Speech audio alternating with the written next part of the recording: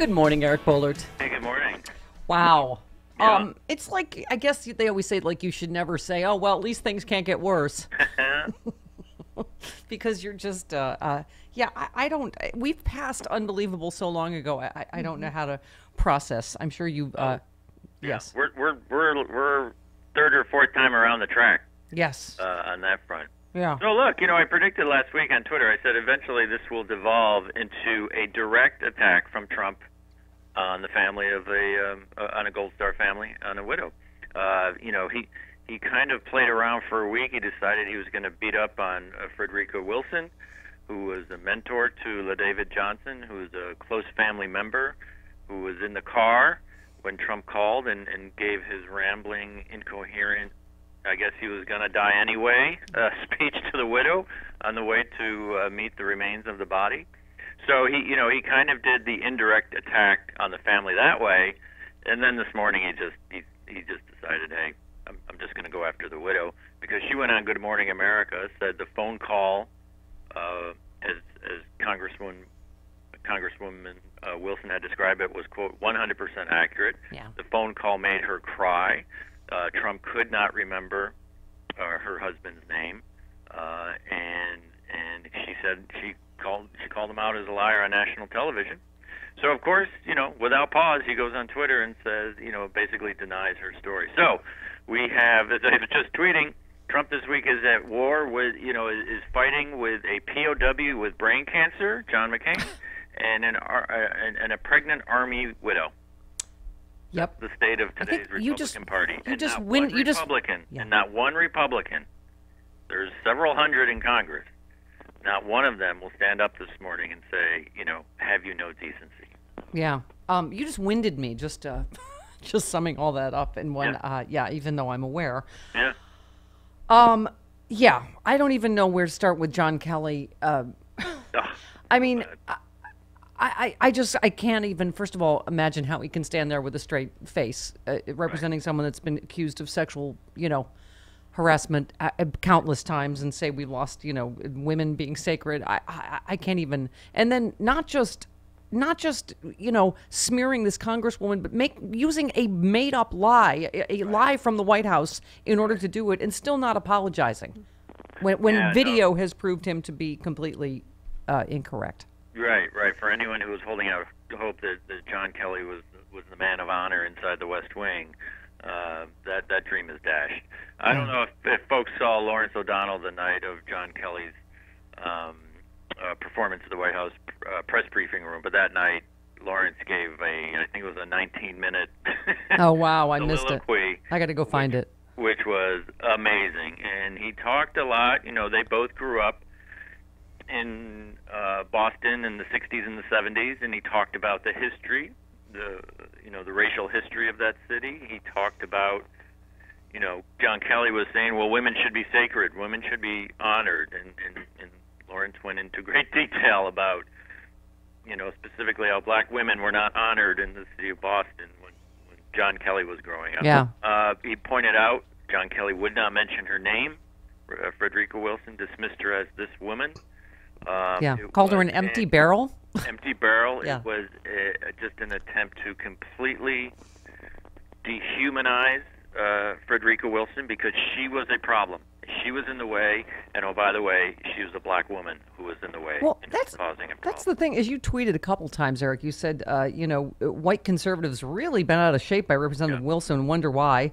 And I think you said there's something deeply disturbing about how the D.C. press shrugs when white male Republican slanders a black woman Democrat. And do they think we're not noticing at this point, whether it's Maxine Waters, Kamala Harris, Jamel Hill? I mean, it on and on, right? Yeah, no, there was a headline that drove me crazy on Politico. John Kelly's statements about Representative Wilson, a misstatement, it's not a misstatement, I can think of lots of flippant examples of misstatements. Going out in front of the D.C. press corps and fabricating a story about a congresswoman is not a misstatement. That is a smear campaign. Yeah. And he was either delusional in that he could not remember a public event from 2 years ago which raises all kinds of questions. Keep in mind, John Kelly claimed that Congresswoman Wilson bragged about getting $20 million to build the FBI building. That building cost $194 million. John Kelly had literally no idea what he's talking about. She wasn't even in. She wasn't even in Congress when the funds were appropriated. The funding was made before she got there. He thinks we built this 20-story glass gleaming tower in Florida for $20 million. What planet does he live on? $20 million. And he fabricated the fact that she got up and bragged about herself. Yeah. So it's important to realize nothing that Congresswoman Wilson said last week has proven to be inaccurate. Not one sentence. She gave a lot of media interviews because the White House went after her. There was one black woman taking on the entire West Wing, and she was accurate. Every utterance she said last week, and it was all confirmed by Maisha Johnson, the widow, this morning. Yeah, well, and had previously been confirmed by the mother and the sisters. But once again, do we not? They're black women, so their account doesn't matter. That's basically, and again, people say, John Kelly. Well, why do you assume that race had anything to do with it? And as I tweeted several times, show me one time he has treated a white male congressman the way he treated her. Right? His first press briefing appearance a couple weeks before, he said, hey, when I hear criticism, I pick up the phone. I call people on Capitol Hill. I try to smooth things over. Why didn't he pick up the phone and call? Why didn't he call Congresswoman Wilson? He doesn't go out there and tell stories. He doesn't fabricate smear stories about white male members of Congress. He picks up the phone. He wants to smooth things over. But when it's a black congressman making his boss look bad? Yeah. Whole different strategy. Well, and you and I, our heads will explode at the same time if we go down the "if Hillary had" road one more time. But as you also said, Trump administration GOP completely stonewalling on Niger, and as you write, why was Johnson's body left behind for 48 hours after the raid, only to be recovered by Nigerian troops? Obviously, it's already being described as a massive intelligence failure. And we have no answers. That's right, and the White House says, "Oh, we're going to have an investigation." That's great, but it'll be 3 weeks on Wednesday. If you listen to Democratic members of Congress, they have been given virtually no information, and the information that's trickling out describes a completely chaotic situation. The New York Times over the weekend suggested in a piece that U.S. troops had chased some of these ISIS fighters over the border into Mali previous to the ambush, and maybe that's what triggered it. The Pentagon gave 3 different explanations to who evacuated the wounded and the dead. The U.S. did it, the French did it, the private contractors did it. Now it's apparently some combination of all 3. These troops showed up in unarmed pickup trucks and were ambushed by 40 or 50 ISIS fighters. There's a reason Trump still has not mentioned the names of the 4. Certainly has not honored them. Went golfing over the weekend on the day of LaDavid Johnson's funeral. Look, this is a massive, embarrassing intelligence failure under a president who claims he is going to put ISIS out of business. But it's not happening in Africa, that's for sure. Yeah. I mean, Eric, before we go, I hate to bring up, I was in an event yesterday with former Senator Boxer and Congresspeople Lieu and Swalwell and Bass, and just, talking about how truly terrifying and what a turning point we're at in our history and how critical it is that we, keep it together for 2018 and take back Congress. And, obviously, we've had an extraordinary week last week where President Bush and President Obama have spoken out about, even if not by using his name, but what we are enduring.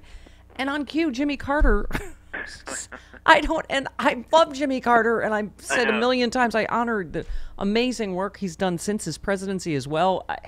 I guess what I'm told is that he hates the Clintons because they have some beef that goes back a zillion years, but he comes out and says he wants to work with Trump. Right. The Russians didn't steal the election from Hillary, made a point to say I voted for Bernie. I'm like, what? Oh, my God.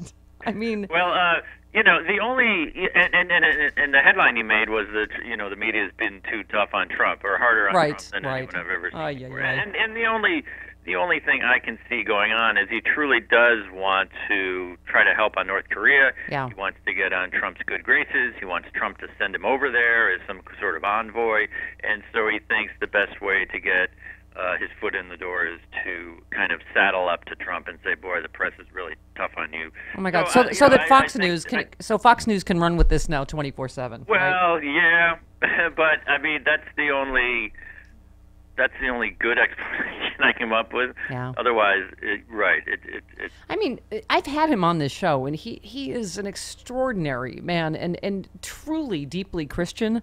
I guess I'm stunned. I just can't believe that he can look at this person, Donald Trump, and have any, unless you're right, unless it's just part of his humanitarian not wanting us all to get blown up because of North Korea. If I'm going to give him any kind of benefit of the doubt, because it is very destructive, and it does help Fox News, and it gives Trump an olive branch. Hey, there's one ex-president who likes me.